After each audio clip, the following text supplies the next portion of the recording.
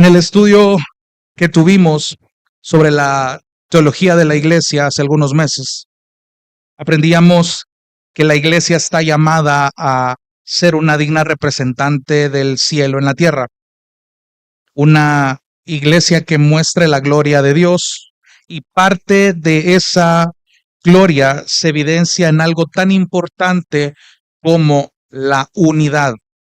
La unidad. Y eso es algo tremendamente importante que lastimosamente, hermanos, se ha malentendido, se ha mal enseñado, se ha mal practicado. Y algo que quiero que tenga en mente con lo que quiero iniciar es que sin esta unidad bíblica, solo durante este sermón voy a llamar a esta unidad la unidad bíblica, porque después de esta predicación quiero que tenga por sentado que cuando decimos unidad estamos hablando de esta unidad que la Biblia enseña, esta unidad que Dios diseñó, porque es importante distinguir la unidad que Dios ha diseñado para la iglesia versus falsos conceptos de ideas y prácticas disfrazadas de unidad genuina. Una verdad que yo quiero que entienda para empezar es que sin esta unidad bíblica, sin unidad, la iglesia no tendría la distinción divina que la caracteriza. Lo repito, sin unidad, la iglesia no tendría la distinción divina que la caracteriza. Yo quiero que lo piense bien por un momento. Dios, tan perfectamente sabio, detallista, tan providencial, en su plan estableció que parte de esa gloria perfecta que Él posee fuera reflejada por personas imperfectas como usted y como yo, dentro de una comunidad llamada iglesia. Y eso es impresionante. Eso es bastante impresionante, el hecho de que este Dios haya planeado eso. Pero aquí la gran pregunta es, ¿cómo se logra esta unidad? ¿Cómo se logra esta unidad que es característico del Padre, del Hijo y del Espíritu Santo? ¿Qué clase de unidad estamos llamados a vivir como iglesia? ¿Cómo puede existir esta clase de unidad que Dios diseñó entre personas imperfectas? Esa es la pregunta y eso es lo que queremos estudiar en esta ocasión. Y lo llevé al texto de Efesios capítulo 2, versículos 12 y 13, porque es interesante lo que el contexto de Efesios nos tiene que decir. Si usted se ha dado la tarea de leer el libro de Efesios, vemos a Pablo escribiéndole a una iglesia que en su mayoría eran gentiles. Y en el versículo 11 se está dirigiendo específicamente a los gentiles, es decir, aquellos que no eran judíos, aquellos que venían de un contexto pagano. Y probablemente sean detalles que usted ya lee, ya sabe, ya conoce, pero es necesario prestarles un poco más de atención para lo que queremos ver respecto a la unidad. Es interesante ver que desde el versículo 11 les está diciendo, recuerden, en otro tiempo, ustedes los gentiles, dice Pablo, ustedes que eran acusados por aquellos que practican la circuncisión, dicho de otras palabras. Pero el punto de Pablo era recordarle a los gentiles de dónde Dios los había rescatado. Y quiero que le preste atención a las descripciones que usa solamente en el versículo 12.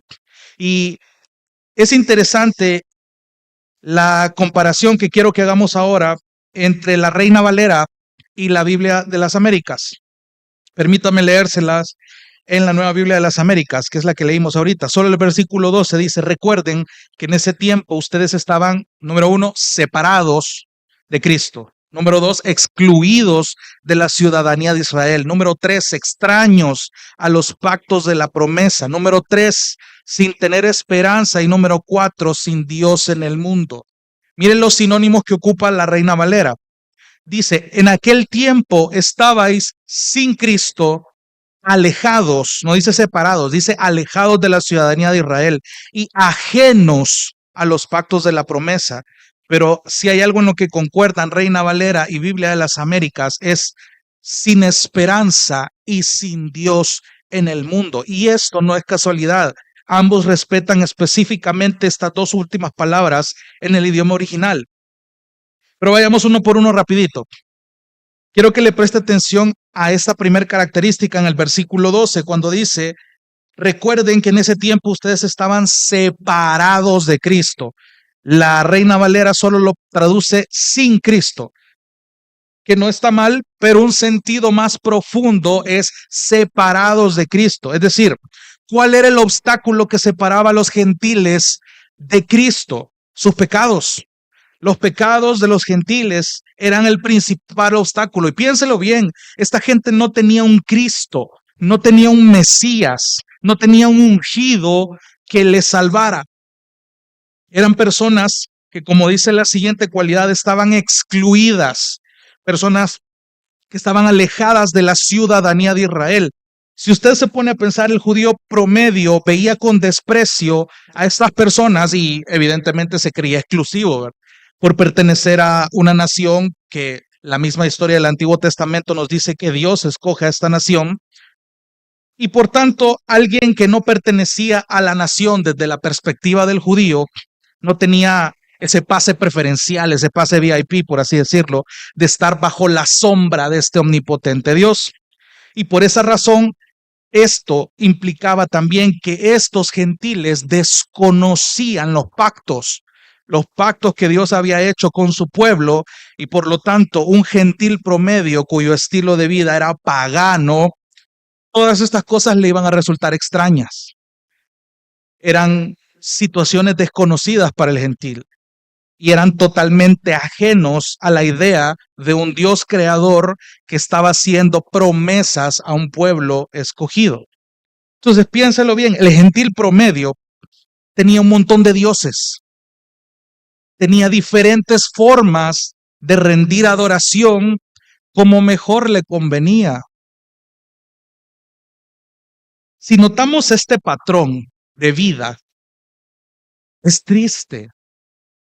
Es decir, el gentil se enfocaba, si lo vemos hasta lo más profundo, hasta la raíz del corazón, el gentil se enfocaba en cosas terrenales. Esta gente vivía para sí misma. No esperaban absolutamente nada a futuro que no fuera complacerse a ellos mismos. Y con justa razón Pablo le pone a los efesios: esta gente no tiene esperanza. Esta gente no tiene esperanza, porque no esperaban nada que realmente les diera un propósito. Y la última descripción al final del versículo 12 resume toda la descripción anterior. Son personas que están sin Dios en el mundo. Son personas que viven en el mundo rechazando la idea de Dios. Es interesante porque en la palabra griega para esta frase sin Dios dice ateos. Y de ahí que viene la palabra en nuestro idioma que definimos como ateo, aquella persona que está sin Dios, una persona que rechaza la idea de Dios, una persona que está separada de la convicción de un Dios que existe y que gobierna. La palabra ateos tiene un peso triste. Son personas sin Dios, son personas sin esperanza, son personas sin propósito. Solo póngase a pensar, una persona sin sentido en la vida, que no conoce a Dios, que está separado de Dios, que desconoce y rechaza con conciencia a Dios. Y esto fue escrito hace muchos años. Pablo le estaba escribiendo a la iglesia en Éfeso, pero si analiza usted la vida del ser humano en nuestros tiempos, los humanos están separados de Dios. La descripción no cambia, se mantiene igual. Y para colmo, hay gente que de forma orgullosa se definen como ateos. Presumen que están separados de Dios. Y muchos venimos de esa descripción. Muchos afirmábamos conocer al Señor porque habíamos crecido tal vez en un contexto cristiano, pero realmente no conocíamos al Señor. Estábamos separados realmente del Señor. Y ver este choque cuando el Espíritu Santo viene y nos abre el entendimiento, crea crea este impacto. Créame, Pablo sabe de esta experiencia también. Pero es triste ver nuestro alrededor hoy. Y al mismo tiempo ver la perspectiva de los que estamos hoy acá. Es una razón de dar gracias, de que Dios nos ha librado de ahí. Muchos venimos de esos otros tiempos, cuando de repente el Señor decide añadirnos a su iglesia. Y solo quiero que repasemos 3 verdades que hay que tener en cuenta que la Escritura dice, para que usted vaya entendiéndome la idea. La Escritura dice, en primer lugar, que le pertenecemos a Dios, pero vivimos temporalmente en este mundo. Número 2, nuestra vida como iglesia debe glorificar. No es opcional, no es si usted quiere, no sé si usted puede. Nuestra vida como iglesia debe glorificar a Dios. Y la tercera verdad es que somos pecadores. Probablemente esta última no es tan alentadora, pero es una realidad que la Biblia nos dice. Si usted ha venido siguiéndonos el hilo de todo lo que hemos venido hablando de la iglesia, vimos el tema de la membresía. Usted sabe que la membresía tiene un valor, tiene una autoridad y tiene una responsabilidad. Entonces, si hablamos a partir de ahí y nos pasamos al tema de la unidad, la pregunta es, ¿cómo hacemos para que un montón de pecadores, con las descripciones ya mencionadas en el texto, pueden hacer realidad esta unidad bíblica? ¿Cómo pueden hacer que abunde esta unidad en el contexto de la iglesia? Y otra vez, digo unidad bíblica con toda la intención posible. ¿Sabe por qué? Porque la unidad a la que ustedes y yo aspiramos es la que Dios diseñó para nosotros. Entonces, esta unidad posee una característica sobrenatural. Grábeselo bien. Esta unidad que Dios ha diseñado para la iglesia es sobrenatural. Me encanta escuchar al pastor Paul Washer haciendo una pequeña crítica hacia el movimiento reformado, que bueno que en octubre se está recordando que está habiendo un auge de predicadores jóvenes que se adhieran a las doctrinas de la gracia y que la gente está volviendo a estas doctrinas vitales, que están volviendo a la escritura. Sí, está bien, todo es teología, todo es ortodoxia, qué bien. Pero algo que mencionaba él, pero no olvidemos o no quitemos el aspecto sobrenatural de Dios. No descuidemos el aspecto sobrenatural de Dios. Todo esto tiene un aspecto sobrenatural. El que 2 pecadores puedan llevarse bien cuando no tenían nada en común es algo que solo Dios puede lograr de forma sobrenatural. El mayor milagro, sobre cualquier sanación que usted pueda ver, es que un pecador que estaba alejado, separado, sin esperanza y sin propósito, sea atraído por el mismo Dios y pueda ser transformado a la imagen del Hijo. Eso es sobrenatural, eso es algo que nadie va a hacer, solamente Dios. Entonces, cuando Dios diseña la iglesia y llama a un montón de pecadores con una ensalada de personalidades y hace que se lleven bien, eso no lo van a lograr humanamente. Eso tiene un aspecto sobrenatural. Por eso cuando yo le hable hoy en este sermón de unidad, voy a decirlo como unidad bíblica. Y en los siguientes sermones yo simplemente voy a decir unidad, dando por sentado que estamos hablando de esta unidad bíblica, esta unidad sobrenatural. No me voy a cansar de repetir esta palabra. ¿Sabe por qué es necesario que entendamos que esta unidad es sobrenatural? Hermanos, hermanas, porque es una unidad tan real que logra testificar muy fielmente el evangelio. Entonces vemos la otra cara de la moneda. Qué bonito fuera si la iglesia fuera así realmente. Pero no es así. Hemos visto divisiones, hemos visto quejas, hemos visto amargura, un testimonio del evangelio muy diferente, lastimosamente.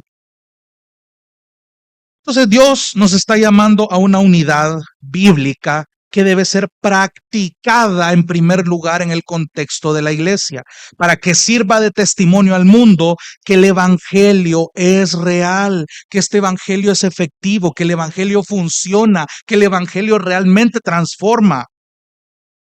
Y ojo, es una unidad que debe ser practicada en amor.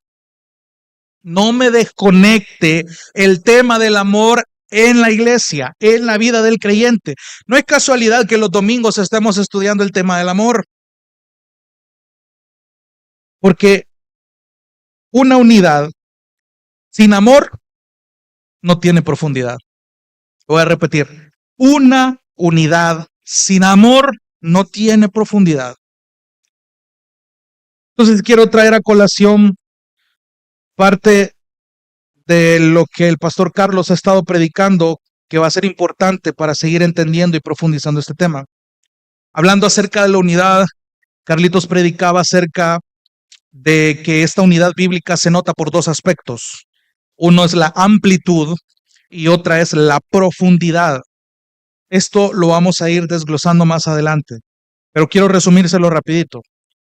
Decimos que la unidad tiene amplitud porque es algo que se expande grandemente, es decir, no tiene ninguna barrera.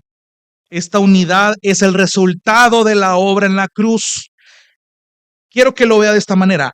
Jesús, al morir en la cruz, al hacer esta obra que marcó la historia, logró que los efectos de esta obra pudieran expandirse de tal manera hasta alcanzar a pueblos bastante opuestos, que en este caso el texto de Efesios está hablando de judíos y gentiles, cosa que le trae mucha gloria a Dios. ¿Sabe por qué?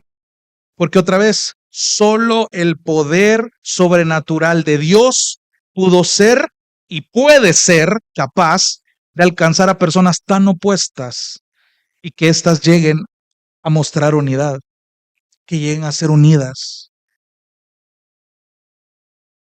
Esta unidad bíblica tiene amplitud, pero también aprendíamos que tiene profundidad. ¿Qué quiere decir con esto? No se está refiriendo a una unidad que simplemente demuestra una empatía, no está hablando de una unidad que simplemente tolera lo que el otro hace, sino que la palabra clave para entender la profundidad de esta unidad es el compromiso. Una cosa es que ustedes me aguanten, ustedes sean empáticos conmigo. Otra cosa es que simplemente está bien, soportando unos a otros, dice la iglesia, sí, pero la unidad que Dios ha diseñado no se limita a eso, va más allá. El hecho es que tú y yo nos comprometamos de tal manera, es un compromiso tan profundo, tan genuino, que por ello llama a esta unidad una nueva familia. Si tú has leído diferentes escritos de las cartas de Pablo, compara esta nueva vida cristiana como una familia. En muchos pasajes, Pablo habla de personas que han abandonado el viejo hombre por el nuevo.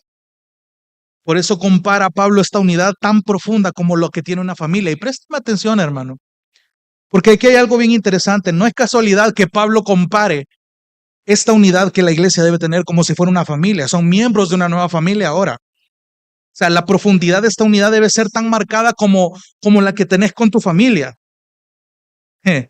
Y para los que Dios, ojo, para los que Dios les ha permitido crecer en una familia realmente unida, se pueden hacer una idea de la preciosa profundidad que Pablo quiere comunicar. Pero déjeme decirle algo más. Para quienes Dios, en su providencia y sabiduría, les permitió crecer en una familia que no fue tan unida, el poder sobrenatural de Dios le va a otorgar por medio de su espíritu y le va a permitir conocer esta joya de una profunda unidad. O sea, yo quiero que lo vea de esta manera porque probablemente el Señor ha permitido que muchos crezcamos con nuestra familia de sangre en una familia muy unida, muy alegre, muy característica por tener esta unidad de estar en buenas y malas. Pero el Señor en su sabiduría también escogió una familia con defectos, con problemas, una familia que probablemente no fue tan unida, que de unida no tenían nada. sino todo lo contrario.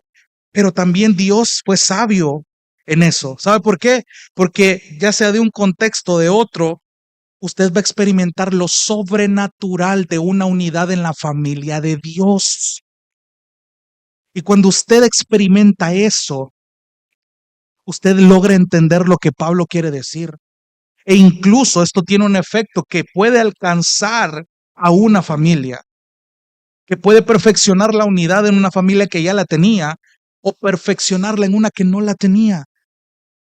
Y eso es algo maravilloso que la unidad de Dios dentro de la iglesia, para empezar, puede lograr. Solo dése cuenta de dónde nos ha sacado el Señor. Creo que si usted se pone a analizar y ha conocido la vida de algunos hermanos, usted sabe del contexto familiar del que vienen. Pablo está comparando esta nueva unidad, esta nueva naturaleza, este nuevo hombre, de manera tan profunda como si fuera una familia.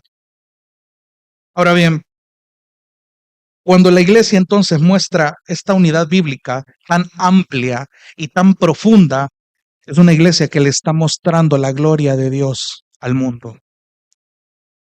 Y una buena forma de profundizar en el tema de la unidad es que en esta ocasión yo quiero definir lo que la unidad no es. Es mucho mejor entender un tema aparte de definiendo y entendiendo lo que sí es, pero también definiendo y entendiendo lo que no es. Y en este caso, quiero detenerme a definir y a que entendamos lo que la unidad no es. Y digo esto porque si usted y yo como iglesia no estamos examinando el fundamento de la unidad que como iglesia Gracia y Verdad estamos practicando, podemos caer en ideas de una falsa unidad que no va a aportar absolutamente nada al diseño que Dios estableció para su iglesia.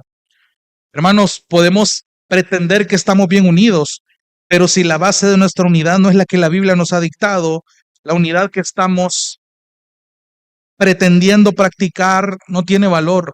Es una falsa unidad. Y ya vamos a llegar a eso. Entonces, quiero que en esta ocasión le preste atención a dos clases de falsa unidad que pueden existir y sutilmente pueden estar disfrazados de unidad bíblica.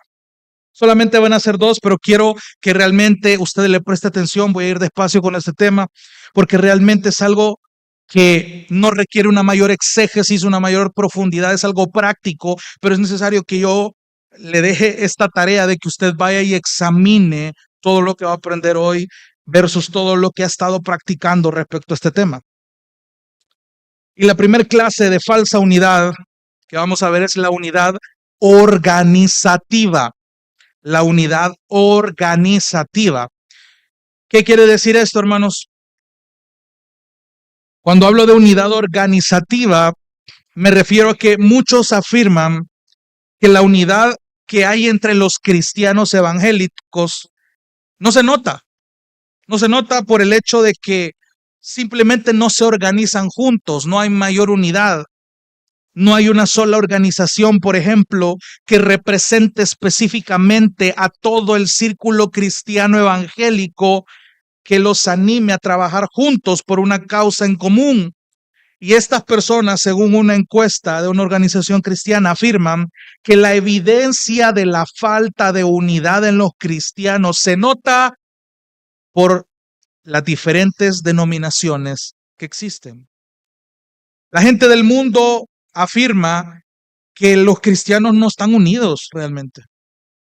Ellos dicen que no hay unidad en el protestantismo, que de repente están viendo católicos, están viendo ortodoxos, están viendo anglicanos, están viendo presbiterianos, están viendo bautistas, están viendo pentecostales, están viendo un montón de ramas.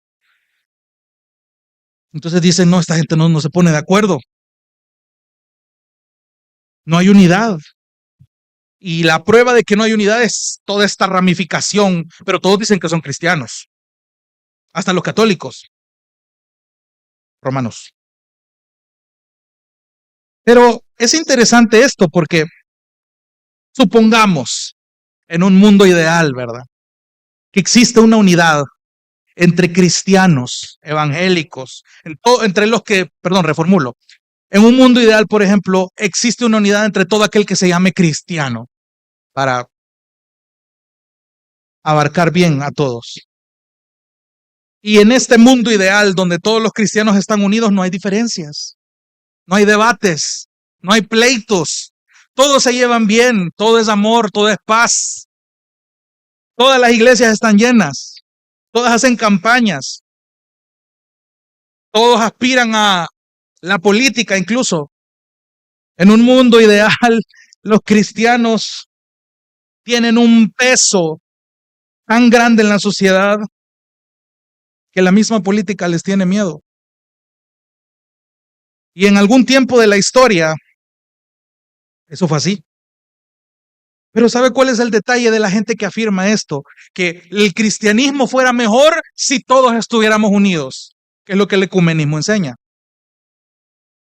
O sea, para ellos, la unidad perfecta que la Biblia describe es cuando todos absolutamente creamos en el mismo Dios, aunque si lo profundizamos no es así. Porque sabe que el concepto de unidad para el que no ha entendido esta verdad es la unidad perfecta se resume en que no hayan conflictos. Pero hermano, eso no es unidad. Y es justamente ese aspecto, ese detalle. Hermano, en una unidad genuina, en una unidad bíblica, van a haber desacuerdos. Préstame atención porque no quiero que me malentiendas. En una unidad bíblica debe haber un lugar para discrepar en amor. Al inicio, hermanos, cuando tú venís a la iglesia, tú no estás de acuerdo con todo lo que la iglesia hace. Y hasta el día de hoy muchos probablemente no estén de acuerdo con ciertas cosas que se hacen en la iglesia. Pero pregunto, ¿esa es razón para que tú te vayas de la iglesia? ¿Esa es una razón válida para que tú dejes de asistir, para que abandones este cristianismo? No. Mientras estemos en este mundo imperfecto en ese sentido, Dios orquesta estos desacuerdos entre hermanos. Entonces, ¿cómo está mi concepto de unidad para practicarlo de tal manera que yo pueda discrepar en amor? Que yo pueda decir, yo no estoy de acuerdo contigo, pero esa no va a ser razón para que tú y yo nos dejemos de hablar o nos separemos o que yo te tache de hereje. Por ejemplo, yo le puedo llamar hermanos a los presbiterianos. ¿Sabe por qué? Porque yo puedo afirmar que estos son hermanos genuinos que afirman muchas verdades, pero no estoy de acuerdo con su práctica del bautismo. Que los presbiterianos bautizan niños. Ellos creen en las doctrinas de la gracia. Ellos predican el mismo evangelio.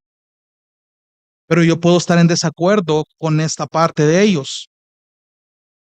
Ahora, presbiterianos y bautistas pueden estar de acuerdo en hacer buenas obras por causa del evangelio. Y en ese sentido, hermanos, présteme atención. En ese sentido, lo que la unidad organizativa trata de hacer es el hecho de que pónganse de acuerdo todos para que no haya conflicto. Esa es la idea. O sea, que exista una unidad donde no hayan conflicto. Esa es la unidad organizativa. O sea, que nos organicemos, valga la redundancia, de tal manera de que hayan los menores conflictos posibles.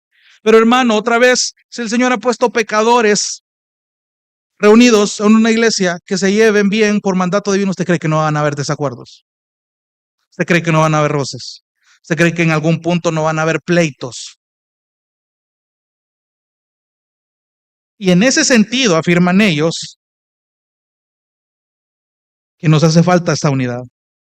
Pero si lo vemos de esta manera que les acabo de mencionar, claro, yo en ese sentido tengo unidad con mis hermanos presbiterianos. Y en ese sentido hay cosas en común que podemos compartir con estas otras denominaciones. Y en ese sentido hay una unidad en el evangelio.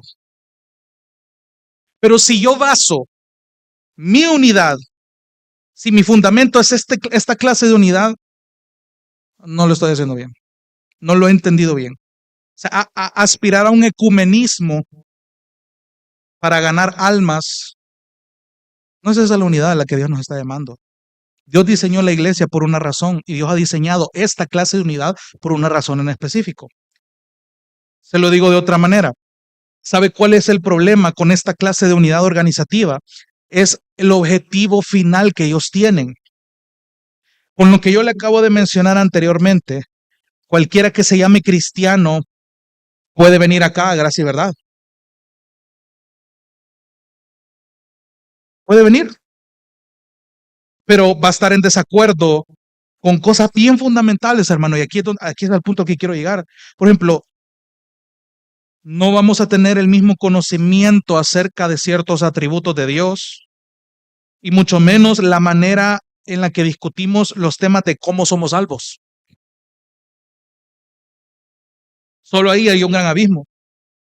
Entonces, pretender que cada persona que se llame cristiano puede caber en esta unidad organizativa es complicado, porque eso trae mayor confusión.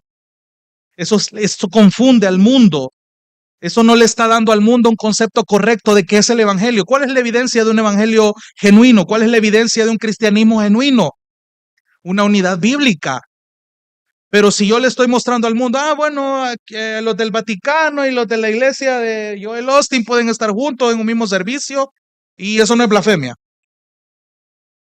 Yo puedo pretender que aquel fulano que se autoproclamó Cristo, pero como es cristiano y predicó a Pablo, lo puedo llamar y puedo meter a un anglicano, por ejemplo, o sea, de diferentes denominaciones. O sea, pretender que toda esta ensalada puede caber en esta clase de unidad, no estoy entendiendo eso.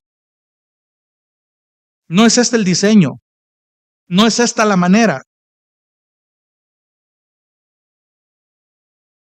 Entonces, ¿qué le quiero decir con esto, hermano? Y quiero hacerle una aclaración bien cuidadosa. Claro, es bueno colaborar con los demás por el bien de un objetivo en común. Usted lo ve en la sociedad, por ejemplo, católicos y evangélicos defienden hoy por hoy los derechos de un bebé que aún no ha nacido para que no lo aborten.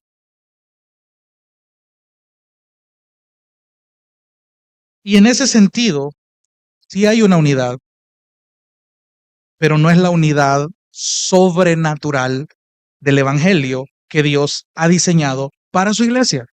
Y ese es el problema. ¿Por qué me dediqué a describirle todos estos ejemplos? Porque esta clase de unidad es la que muchas iglesias cristianas de sana doctrina, entre comillas, buscan practicar. Pero hermanos, si la Biblia dice que esto no es así, no es así. O sea, hay una unidad sobrenatural del evangelio que solo Dios ha diseñado para su iglesia. Entonces, cuídese de esta clase de unidad si usted quiere vivir correctamente como una iglesia. Porque no es esta la unidad, no es esta clase de unidad organizativa no debe ser el fundamento, es una falsa unidad. Había una frase ahí en las redes sociales que decía que la religión correcta es ser buena persona. Es casi lo mismo que acabamos de decir, o sea, buscan unificar a todos aquellos que se llamen cristianos porque hacen buenas obras, pero no es todo. Las buenas obras que ustedes y yo hagamos es resultado de una salvación que solo Dios pudo dar, de una fe genuina que solo por Dios pudimos tener. Entonces, cuidémonos de esta unidad organizativa, organizacional, una unidad que busca ser bastante ecuménica en muchos aspectos. Pero otra vez, no le estoy diciendo que usted vaya y escupa y repudie a todos aquellos que no son cristianos evangélicos. Somos ejemplos vivientes del evangelio. Modelemos el evangelio. Esa es la idea de la iglesia, que la iglesia le muestra al mundo, este es el evangelio, esta es la vida cristiana que la Biblia me manda a mostrar, esta es la unidad que somos llamados a reflejar, somos representantes de la gloria de Dios en este mundo. Pero si usted tiene un mal concepto de unidad, tenga cuidado porque probablemente, aunque tenga una buena organización, eso no es suficiente porque eso me está queriendo decir que la unidad la estoy moldeando yo y no la palabra.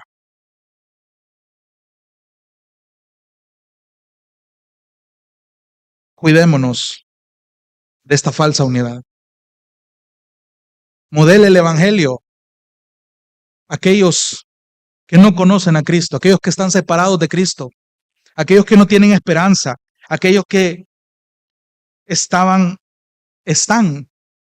excluidos, ajenos a los pactos.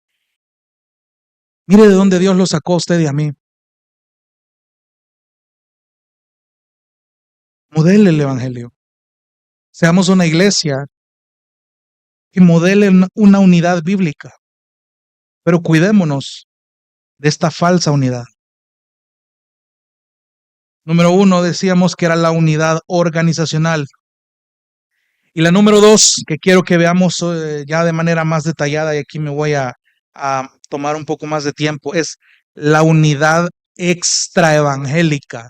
La unidad extraevangélica. Hermanos y hermanas, préstenme atención con esto, porque este tipo de falsa unidad merece mucha más atención porque es más sutil y tiene un montón de disfraces. Le voy a poner un ejemplo. Supongamos que aquí a Gracia y Verdad viene un estudiante de leyes que ya está a punto de graduarse. Empieza a congregarse aquí con nosotros, se va involucrando poco a poco. Y la inclinación natural es con quién cree usted que se va a empezar a tener afinidad y crear una amistad de forma natural. Humanamente hablando, si esta persona se da cuenta de otros que también estudian leyes o que también son abogados ya de profesión, son con los primeros con los que se va a llevar, son los primeros con los que va a tener afinidad. Lo mismo si llegara un maestro y se entera, fulana y la hermana sutana mengana y la otra hermana son de profesión de maestras. Entonces yo comienzo a presentar a esta persona porque tienen en común la misma profesión o los mismos estudios. Entonces, entre estos se entienden. Entonces empiezo a presentar a estas personas, mire, él también es abogado, él también es maestra, él tiene estos mismos gustos y se llevan de maravilla. Comienzan a llegar a los cultos, se involucran y esta persona nueva que había llegado ahora se lleva con los abogados de Gracia y Verdad y se termina de involucrar y empieza a crecer orgánicamente, aparentemente. Y listo, se crearon lazos de unidad y lo hicimos bien. Pero en realidad eso no es así. Présteme atención, porque lo que se hizo más bien con este ejemplo fue encasillar o clasificar a una persona con otras en lugar de evangelizar o discipular. Hermanos, un abogado puede unirse a otro y tener afinidad con alguna persona que no es cristiana también, perdón. O sea, si esa es mi premisa de unidad, hermano, una persona puede tener afinidad con otro abogado sin ser cristiano, ¿no? O sea, no hay nada de malo, por eso le digo, présteme atención, no hay nada de malo en desear estar con personas con experiencias de vida similares, parecidas. Eso es natural en el ser humano y puede ser hasta absolutamente beneficioso. ¿Cuántos de ustedes no se han enriquecido o han fortalecido sus ánimos al escuchar una experiencia similar que un hermano vivió o una hermana vivió? Cuando ustedes logran una afinidad con un hermano o una hermana de la iglesia. Pero,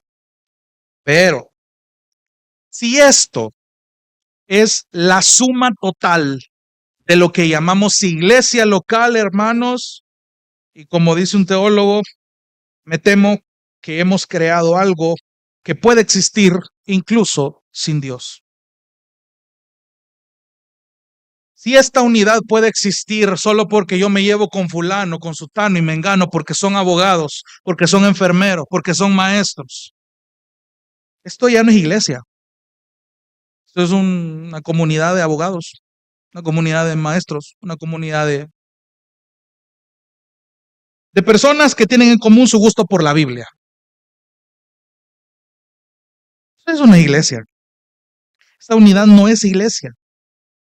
Si usted quita a Dios de esa ecuación, esto puede seguir, pero ellos son cristianos. Y esa es la unidad extraevangélica. ¿Sabe cómo se lo puedo definir de una mejor manera? Digo que es una unidad extraevangélica porque casi todas las relaciones están fundamentadas en el evangelio y algo extra. Lo voy a repetir. Esta unidad extraevangélica se refiere a que casi todas las relaciones están fundamentadas en el evangelio, que no es malo, pero algo extra, y ese algo extra es el fundamento principal de esa unidad. Y ese es el detalle. Mano, dos hombres en la iglesia pueden afirmar ser cristianos unidos, pero realmente la razón por la que son amigos, por la que se afirman ser hermanos, por la que afirman esta unidad, es porque ambos son solteros de más de 30 y 40 años. Si esa es la razón, esa es la base de la unidad de estas dos personas, o porque tienen en común que aman los deportes, aman el fútbol, aman hablar de diferentes deportes, o que ambos son programadores, o que son diseñadores. Si estás basando la unidad por esa afinidad en común que tú tenés con alguien más, eso es una unidad extraevangélica. Porque la unidad extraevangélica usa la similitud para construir una colectividad. Y esta unidad tiene un montón de disfraces. Puede aparentar funcionar, puede pretender ser muy efectiva, pero no es la unidad que Dios ha diseñado para la iglesia. ¿Sabe cómo puedo desenmascarar ese disfraz? Cuando yo veo la diferencia al ver la unidad que la Biblia me describe. Una unidad en una comunidad que revela realmente el evangelio. En una comunidad que da a conocer el evangelio, muchas relaciones jamás existirían de no ser por el poder sobrenatural del evangelio. Piénsalo por un momento. Me encanta que en Gracia y Verdad, al menos me limito al ejemplo de la iglesia local y he visto algunos en otras iglesias. Pero es interesante ver, y es normal ver, que en diferentes iglesias, allá está el grupito de los jóvenes, allá está el grupito de los prejóvenes, allá está el grupo de los amigos de los líderes, allá está el grupo de las esposas, allá está el grupo de los solteros, allá está el grupo de los inteligentes, sabedores que estudian en el seminario, allá está el grupito de todo, o sea, para todo hay un grupito. Pero también he visto iglesias donde yo miro un grupo de ancianos con adultos jóvenes. He visto matrimonios con jóvenes adolescentes, teniendo una conversación tan genuina y tan real que yo me puedo preguntar, ¿y de qué están hablando? Que pueden tener un adolescente de 15, 16 años con un matrimonio de 20 años de casado y usted los ve en el contexto de iglesia al final de un culto y ve que se llevan bastante bien, que pueden haber pláticas increíblemente largas con personas que usted ve o sea, ¿qué punto en común podrían tener esta clase de personas para mantener una plática consciente? Una plática que sea que provoque un deleite. Yo me remito, solo el poder sobrenatural del evangelio de Cristo puede generar esa unidad. Piénselo por un momento, muchos aquí se hablan y de no ser por el evangelio que los ha unido, ni siquiera se hablaran. Ni siquiera se hablaran.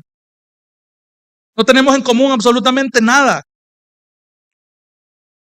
Y yo los veo al final del culto hablando en los tiempos de coinonía, en los tiempos de comunión, al final del culto. O sea, me encanta que un distintivo de nuestra iglesia local es que nos despedimos más de 4 veces porque nadie se va. Esa es una unidad muy buena, pero hay que evaluar esa unidad. Qué bonito es comer, qué bonito es compartir anécdotas, pero si mi unidad es porque yo puedo entenderme con este hermano hablando de temas que no hablaría con el otro hermano, porque tenemos gustos de películas, de series, de fútbol, de otras cosas, de música. Si yo estoy pasando mi unidad, yo digo, ay, es que con el hermano yo siento una profunda unidad en el Señor. Hermano, esa no es la unidad que Dios ha diseñado. Y no estoy diciendo que sea malo, ya voy a llegar a eso.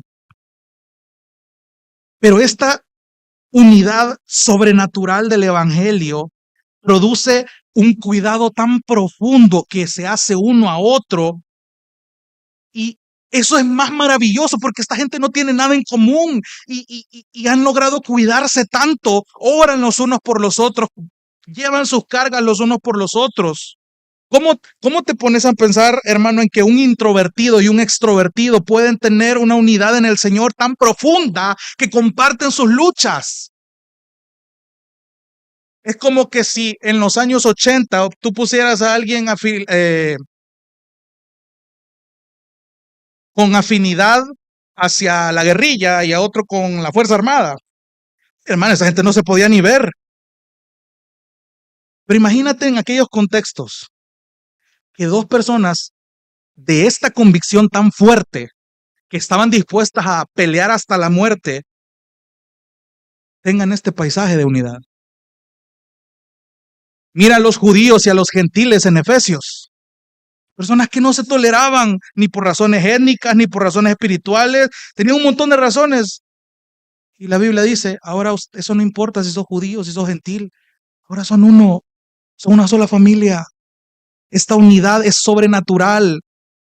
Mira a los discípulos de Cristo, mira un recaudador de impuestos siguiendo a Jesús con un celote.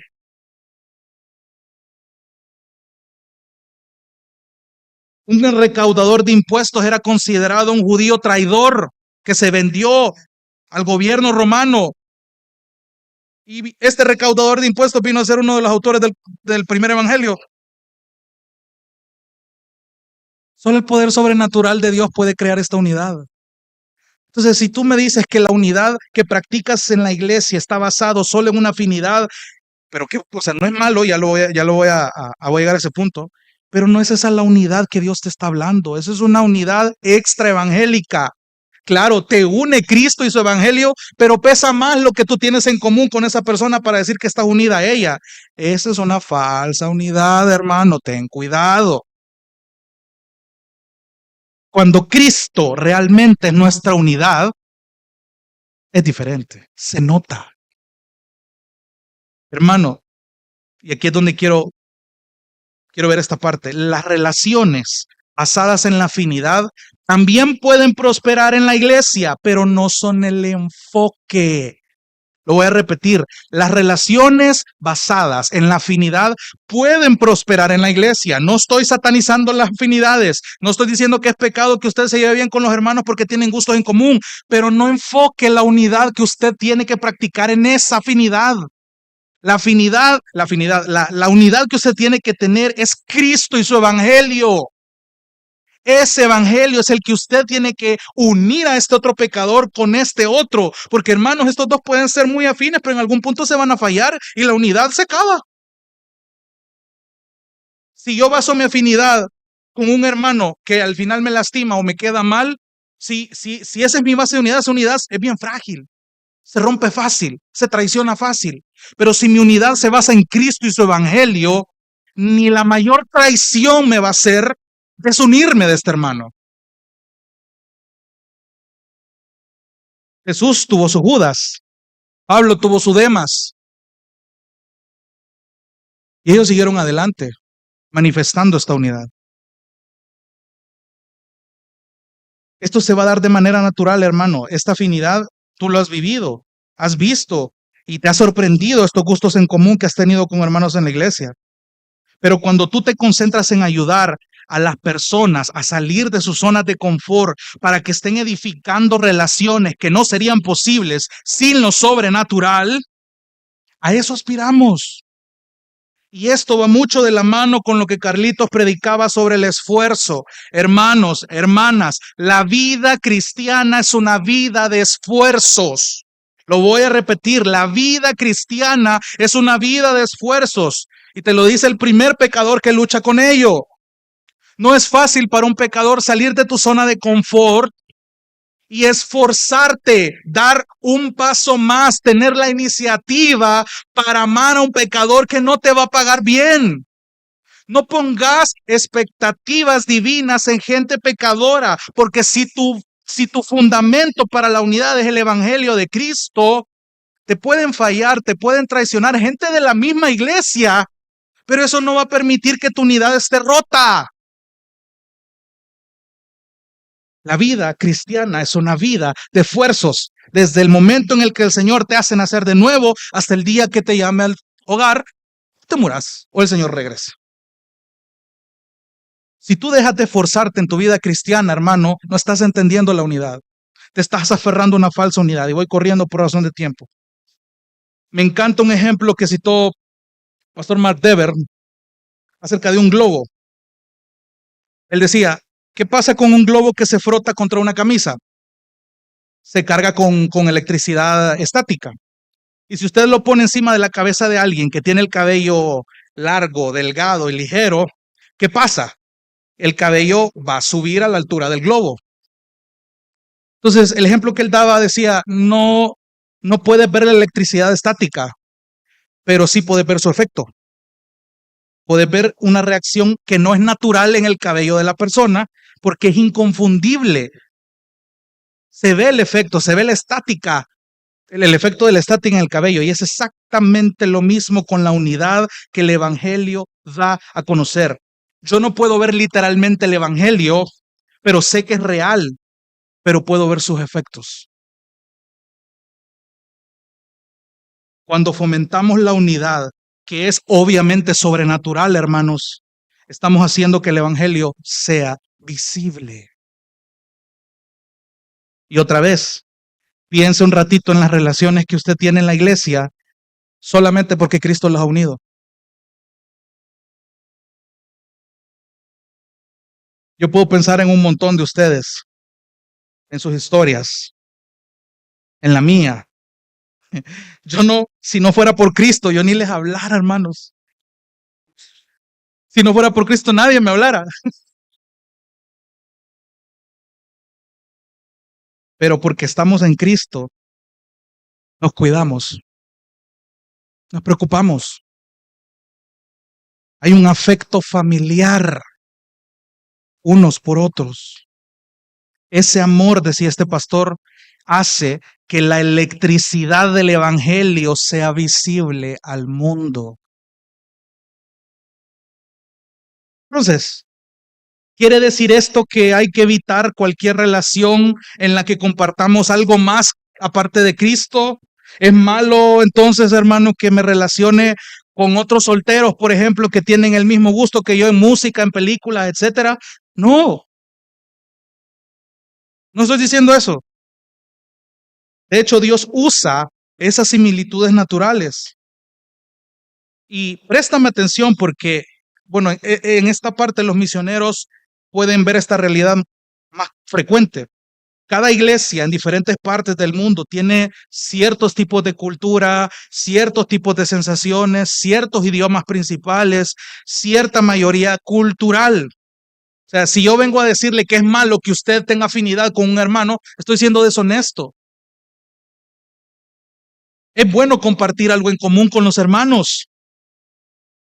Los gustos parecidos se atraen entre sí, eso es natural. Pero algo importante que yo quiero que se lleve a su hogar es si usted va a permitir que cuando vea las diferencias con su prójimo, estas se conviertan en una barrera, porque ahí otra vez vuelvo y no me canso de repetírselo.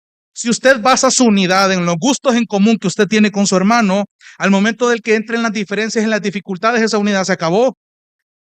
Entonces, si yo baso mi unidad en la afinidad, al momento de las dificultades, en lugar de hacerle frente y modelar el evangelio, yo me echo para atrás. Pero cuando Cristo es nuestra unidad, es nuestro fundamento, cuando hay diferencias, lo vamos a ver como una oportunidad para mostrar el evangelio, para mostrar el amor, para mostrar hoy sí los textos que dicen soportándoos unos a otros en amor, con toda mansedumbre y con toda paciencia. ¿Por qué? Porque entiende que a pesar de que tienen algo en común y puede sentirse traicionado, Cristo y su evangelio tienen el poder sobrenatural para que aunque usted sea el ofendido, usted sea el que pida perdón. Y esto es para tragar grueso, pero somos capaces porque el Espíritu Santo habita en nosotros. Hermano, no hay que permitir que nuestras diferencias sean una barrera para nuestra comunión, sino una invitación para participar conjuntamente en glorificar a Dios y a su evangelio a través de resolver nuestros conflictos. Imagínate si por afinidad, hermanos, eligieran los líderes o los ancianos. Pasa. Cuando tenemos algo en común aparte de nuestro mayor bien, que es Cristo Jesús. Es una bendición. Pero el punto es que si yo hago de eso mi fundamento para la unidad de mi vida de iglesia, me estoy equivocando. Diferente es que una unidad genuina con un montón de personas distintas, ya sea con gustos en común o no, me permite disfrutar de una comunión extraordinaria. Solo por el vínculo sobrenatural del evangelio. Qué rápido pasa el tiempo. Quiero terminar con esto. La única unidad que a usted y a mí nos debe de importar, lo voy a repetir, la única unidad que a usted y a mí nos tiene que importar es aquella que logra los propósitos de Dios. ¿Por qué? Porque esta unidad es sobrenatural. El propósito de Dios, ¿sabe cuál es? En una frase sencilla, que usted sea como Cristo. ¿Cuál es el gran propósito de la iglesia, de todo creyente que aspira al evangelio, que aspira a vivir una vida sacrificial, que aspira a aguantarse todas las ofensas de la humanidad y de sus mismos hermanos cristianos? ¿Cuál es el objetivo? ¿Cuál es el gran propósito? Ser como Cristo. Ser moldeados a la imagen del Hijo. Poder reflejar lo más posible en esta tierra a Cristo. Y si la unidad que yo practico en la iglesia va encaminado a ese propósito, esa es la unidad correcta. Me estoy librando de una falsa unidad solo por afinidad. No es una unidad que se construye alrededor del evangelio y agregando otro vínculo más. No es esa la clase de unidad que buscamos. Es la unidad que da a conocer el evangelio. Entonces, hoy con todo esto, lea el versículo 12 de Efesios 2. Hemos estado viendo Efesios 2:12, dice, recuerden que en ese tiempo ustedes estaban separados de Cristo, excluidos de la ciudadanía de Israel, extraños a los pactos de la promesa, sin tener esperanza y sin Dios en el mundo. Versículo 13, pero ahora en Cristo Jesús, me encanta que hace poco en la conferencia en la que Dios me permitió asistir en Honduras, el pastor mencionaba algo. Ten cuidado incluso cómo hablas de Cristo. Porque una cosa es llamar Jesús, Jesús aquí, Jesús allá, Jesús, Jesús. Y en otras partes dice Cristo Jesús. Cristo es el Mesías, es el ungido.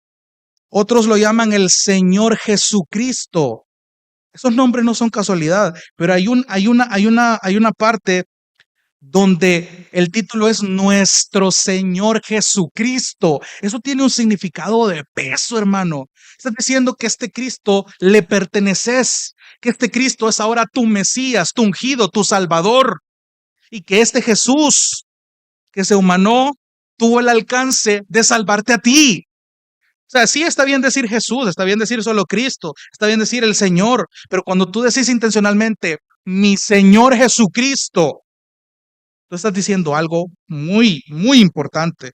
Y cuando Pablo está diciendo aquí, pero ahora en Cristo Jesús, en este Jesús que fue el Mesías profetizado, en este Jesús que fue su Salvador, ustedes que en otro tiempo estaban lejos, han sido acercados por la sangre de Cristo. Otra versión dice en la sangre de Cristo, que habla de la unidad, cosa que ya estudiamos, la unidad con Cristo. Entonces, hermanos, el ser acercados a este nuevo pacto por el sacrificio de Cristo en la cruz nos está proveyendo de una nueva naturaleza, con nuevos anhelos, que al mismo tiempo me está uniendo a una nueva familia. Yo puedo aspirar a esta unidad. Entonces, permítame concluir con esto. Cuando entendemos estas falsas ideas de unidad, podemos ver claramente lo que la Biblia sí nos dice. ¿Cuál es la unidad a la que nosotros aspiramos? Y te repito lo que te mencionaba anteriormente. Todos los hermanos que están aquí y los que llegan los domingos, en algún momento te vamos a fallar, te vamos a decepcionar, te vas a sentir traicionado por nosotros. Oíste esta profecía, hermano. Te van a lastimar.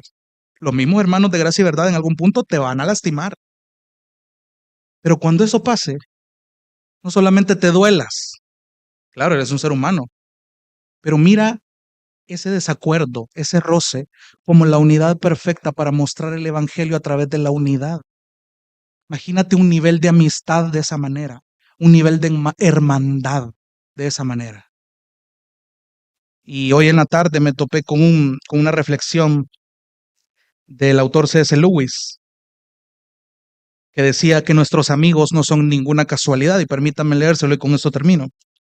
Cito: en la amistad creemos haber elegido a nuestros iguales, y en realidad unos pocos años de diferencia en la fecha de nacimiento, unos pocos kilómetros más entre ciertas casas, la elección de una universidad en vez de otra, el destino en distintos regimientos. Cualquiera de estas casualidades podría habernos mantenido separados.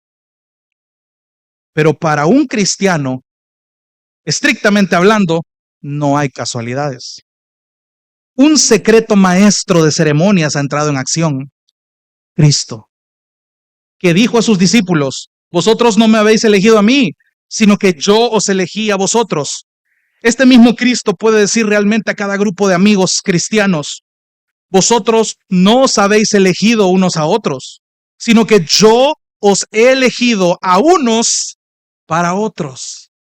La amistad no es una recompensa por nuestra capacidad de elegir y por nuestro buen gusto de encontrarnos unos a otros. Es el instrumento mediante el cual Dios revela a cada uno las bellezas de todos los demás. Cierro cita. Y yo me atrevo a agregar que esa belleza que Dios nos permite ver en los demás es Cristo en ellos, reflejado cada vez más fuerte. Es una bendición vivir una vida de iglesia rodeado de estos amigos, de estos hermanos, de esta familia, esta unidad. Entonces, hermano, presta atención a lo que la unidad no es, para que puedas contemplar el llamado a la unidad que sí debemos practicar. Mira la gran obra que Dios ha hecho a través de su evangelio. Mira a tu alrededor, mira a este servidor. Nada que ver, si fuera de Cristo nadie se hablara aquí. Pero en su providencia, Cristo murió por los pecadores, nos juntó en una iglesia y estamos llamados a ser lo más unidos que podamos y reflejar a Cristo tanto como podamos. Que Dios nos ayude. Vamos a orar. Dios te bendiga. Realmente es un privilegio para nosotros que puedas escuchar el mensaje de la palabra de Dios. Esperamos que Dios obre en tu vida grandemente a partir de lo que puedas escuchar y aprender a través de este sermón. Sin embargo, creemos que solo este sermón es insuficiente y no debería de suplantar por ningún motivo tu asistencia a una iglesia local. La iglesia local es el medio por el cual Dios obra en la vida de su pueblo. Te motivamos a que busques una iglesia sana donde congregarte o puedas contactarte con nosotros en nuestras redes sociales para que nos puedas visitar. Será un gusto poder servirte y que podamos juntos adorar a Dios en comunión con sus redimidos mientras aprendemos de su palabra. Que el Señor te bendiga.